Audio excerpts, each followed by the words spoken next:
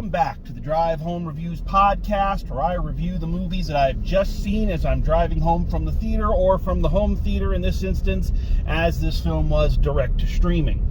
So I'm really excited to talk about this because I do believe this is something that I haven't really gone into much on this show or in any other form of social media, which is kind of funny. But I am a huge fan of Avatar: The Last Airbender, which I know shouldn't come as any kind of real shock. I can't imagine anyone who has seen it not becoming a huge fan of Avatar: The Last Airbender. An animated series with gorgeous animation, a complex, interesting, evolving storyline, three-dimensional, flushed-out characters, a complete world that feels both fantastic and authentically lived in, due to it being based on real cultures around the world, such as Inuit, Chinese, Japanese. It's just a truly amazing series, and its impact has been felt in the almost 20 years since it has gone off. For instance, I was just watching a video essay by Lindsay Ellis where she's talking about the romantasy genre and how almost all of those books have a bad boy, a villain who turns into a good guy.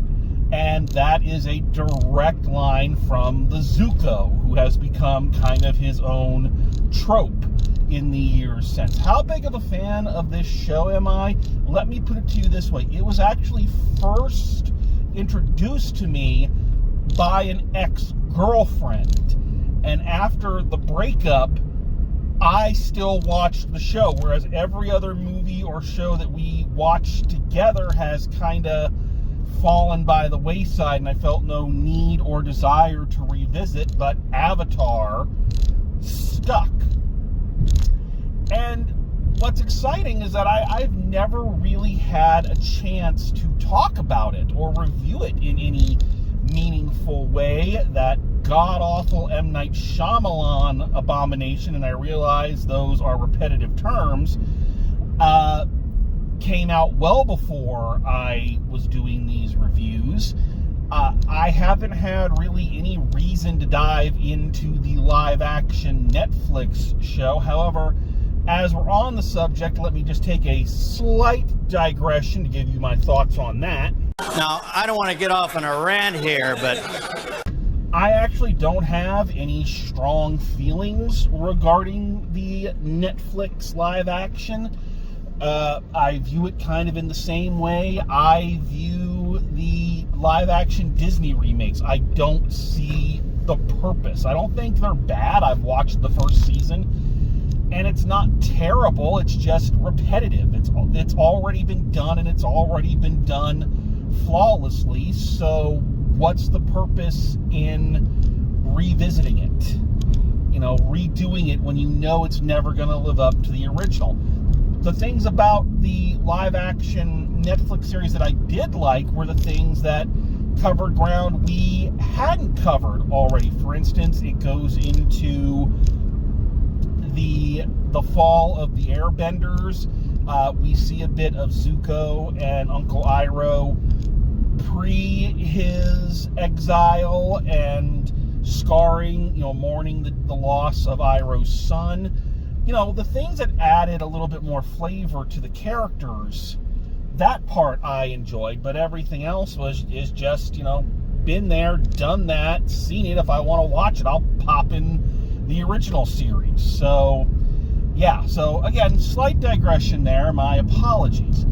So, in the almost 20 years that the show has been off the air, it's spawned its own spin-off series, The Legend of Korra, which is also really good, not quite as good as the original, but still excellent in its own right, and a slew of continuation comics from the actual creators, carrying on the story from there, which I've read a couple of, but not all of them, because there are just so many hours in the day.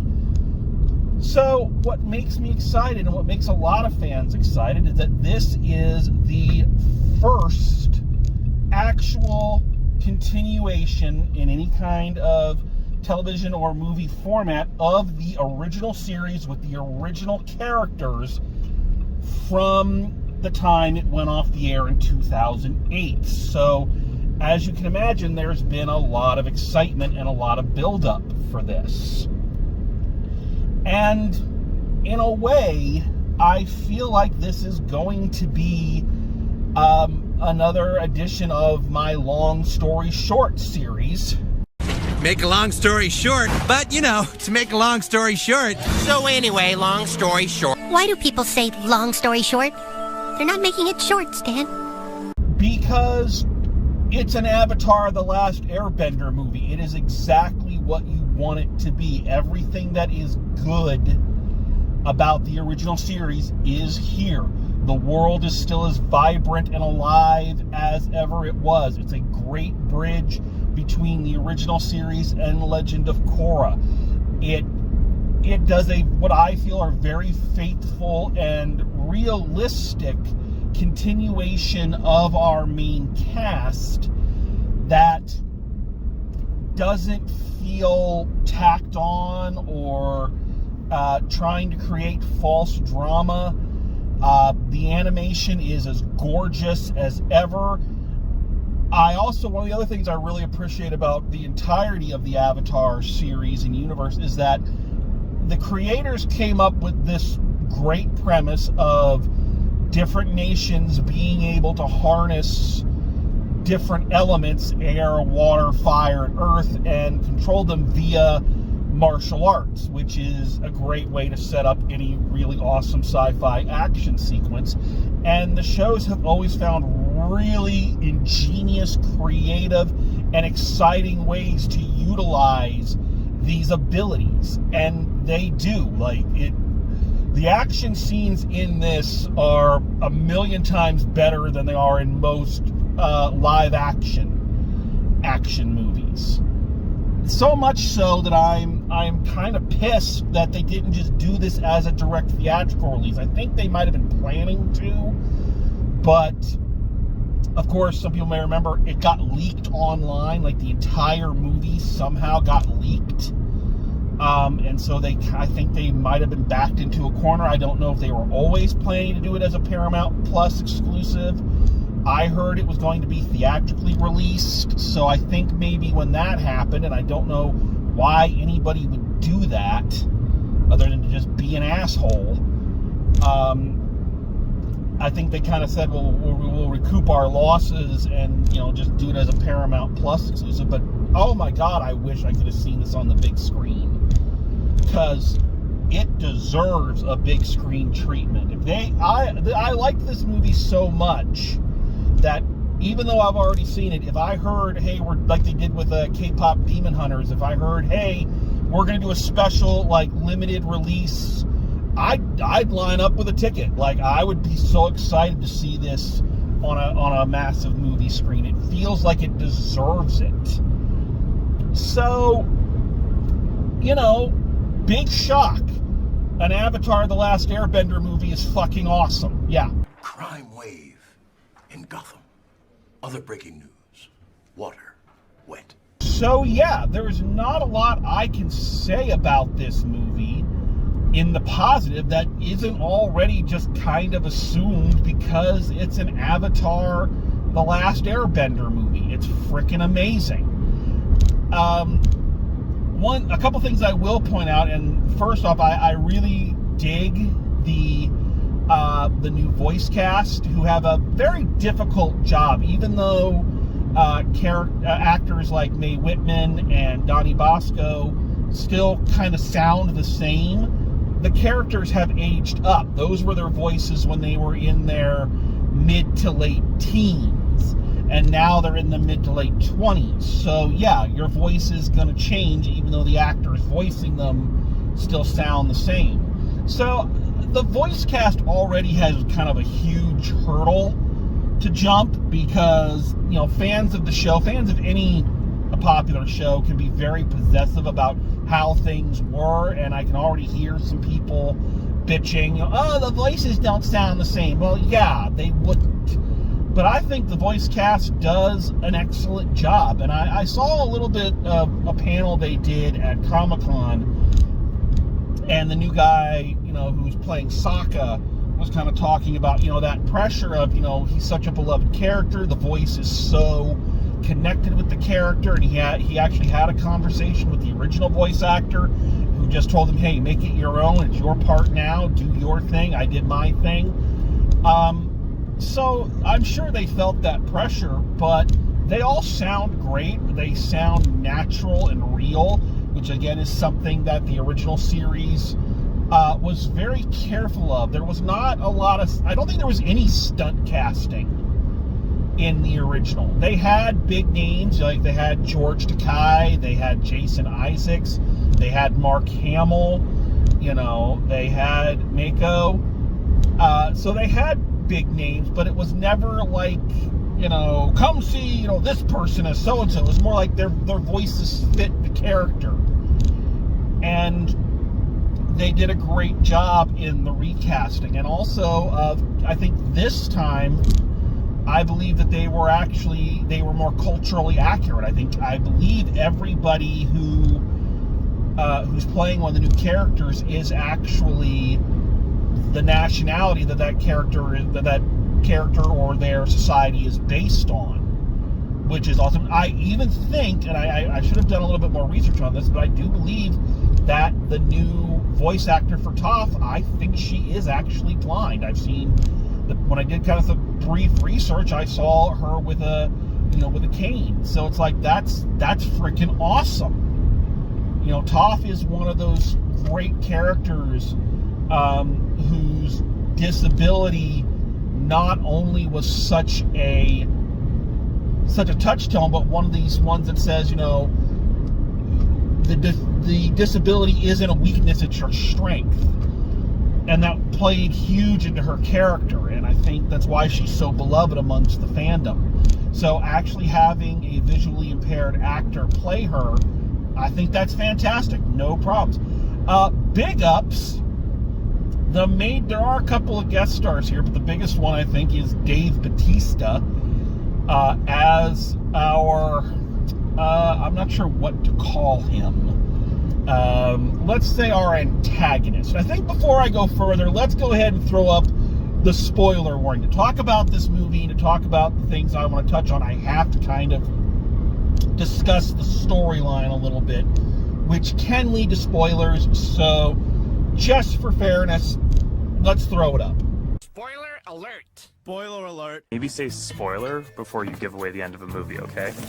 And let's backtrack a little. So what is this new story about? Well, we are a good 10-15 years removed from the events of the original series.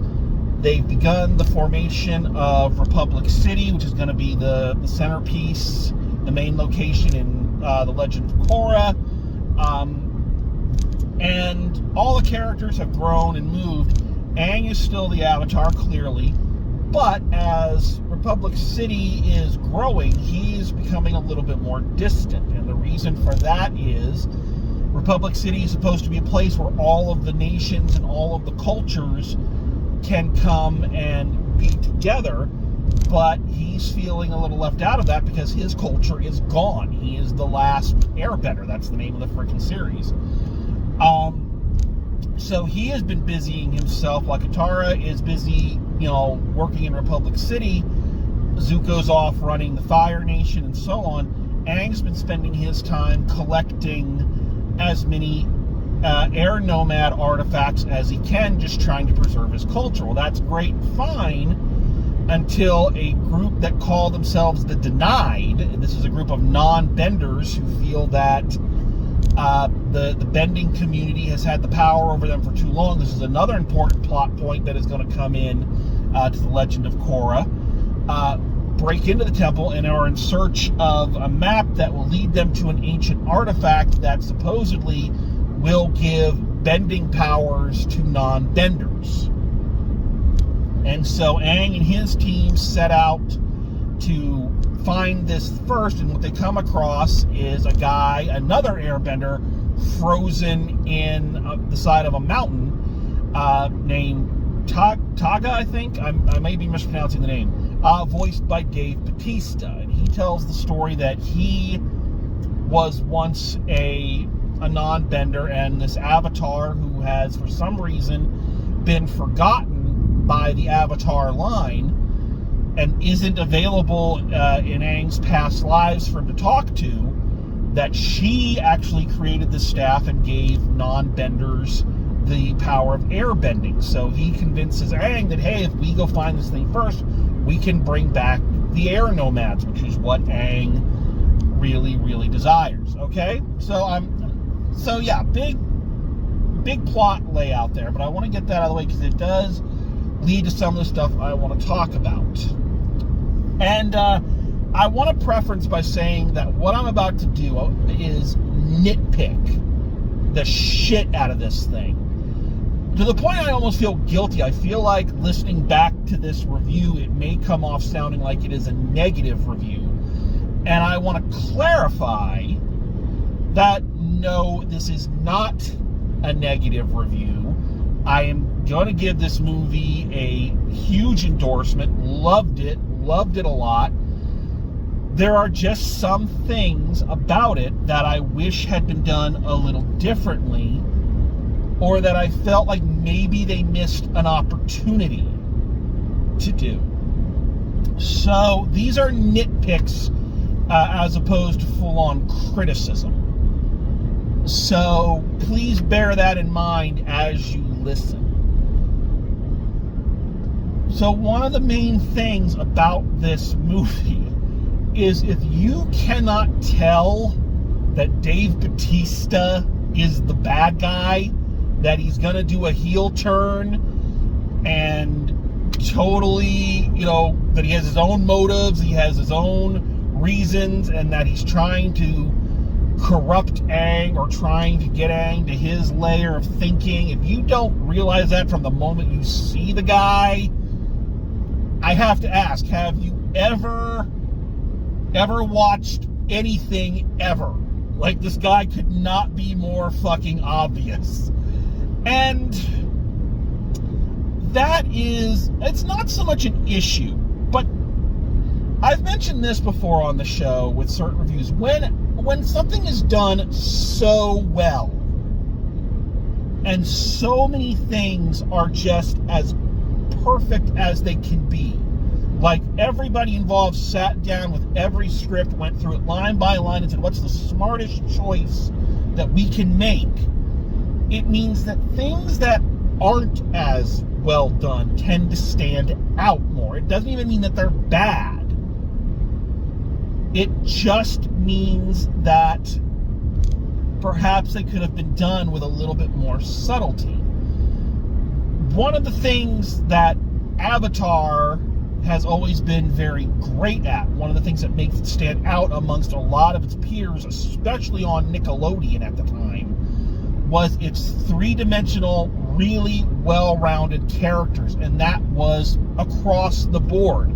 There were very few just pure evil characters. Fire Lord Ozai is one.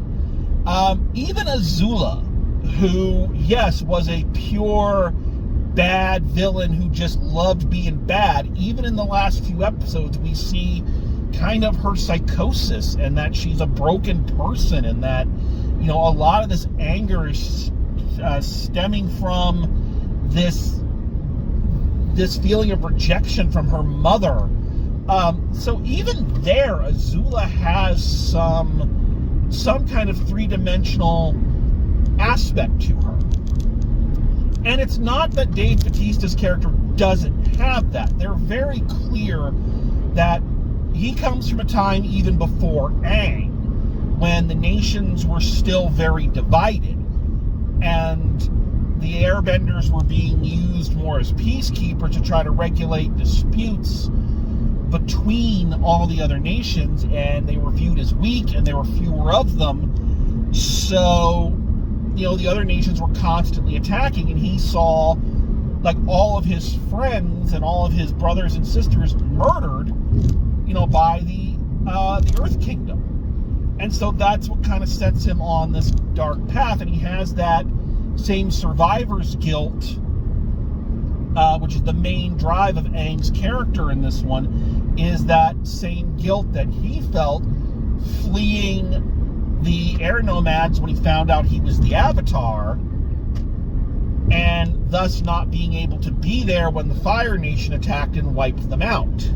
Lousy traumatic childhood. So we do get a reason for Dave Bautista's villainy, and we do get a reason for why he's doing what he's doing. But the downside is that it's not as well flushed out as other characters in this universe. It's not as well constructed. And that is partially, I think, an issue more of format than it is of the script itself, because, it's the same reason why, one of the reasons why the M. Night Shyamalan adaptation failed. You're trying to cram, 22 episodes of television into, at best a 2-hour movie. The live action show has that same problem. So in the series, when you have 25 episodes a season, you have time to flush a character out. You have time to see them in other things than just constant action scenes. When you have an hour-and-a-half movie, you have to condense everything. And as such, I don't think his character arc is as satisfying or as sympathetic as other characters in the show. Even looking at The Legend of Korra, her last main villain, you understood where she was coming from. And even though she was doing it all the wrong way, you got why she was doing this. Even if she's not sympathetic, she's understandable. And again, they give him that, but it does feel really rushed. The other thing, and this I think is a bigger issue, and I think I could never really accuse until this point the Avatar universe of taking an easier way out, but I think they did in this instance. I think there was a much more interesting arc that they could have revealed, but they chose not to. And I don't know if that was, again, thematic. Maybe it just didn't fit with the themes of forgiveness and recovery and all that this movie kind of is very heavy in. But I think that they missed out when we're talking about this lost Avatar. So as I mentioned, this whole thing, this staff, the big MacGuffin everybody's after and all of that, was created by this Avatar from centuries back that none of the other avatars remember. Aang can't access her memories or anything when he touches his past lives. And the reason for that is she has kind of exiled herself after death to a dark place because of the bad things she did. When they reveal the bad thing is just that she gave these people their power and one guy corrupted it and she felt guilty. Now, it's not that, what she brought forth wasn't terrible. It was, but she was still basically trying to do the right thing. And I just don't feel like that's as powerful as if they had done this character kind of like a Darth Vader. Of all these avatars, picture this and be honest with yourself. There is one being in all the world that has literally all the power in the world, can manipulate all the elements, can access the spirit world, is divine. You're not telling me that there would be at least one in the thousands upon thousands upon thousands of years that was corrupted by that power? You know? They never really go into, you know, how the Avatar is moved or how it chooses who it's going to be reborn into. I always get the image, it's like a random thing, almost like, you know, draw a parallel to another great sci-fi fantasy show, like Buffy the Vampire Slayer. The Slayer is chosen kind of at random. One dies and the next one is immediately activated, and that's how you get someone like Faith, who had the power, but due to her background and due to her, you know, her life, she chose to abuse that power. And we get a great character arc from her of going too far, falling, attempting redemption. And I think it would have been much more interesting if this guy was the disciple, was the Vader to this woman's Palpatine. And they actually said, no, there was an Avatar who went bad. And what does that mean, and how does that impact the greater story? Again, I think the reason why they probably didn't go that route is, again, it kind of goes against the themes of forgiveness. Like, she has to forgive herself for what she did, that she did it for the best of intentions, and it went rogue on her.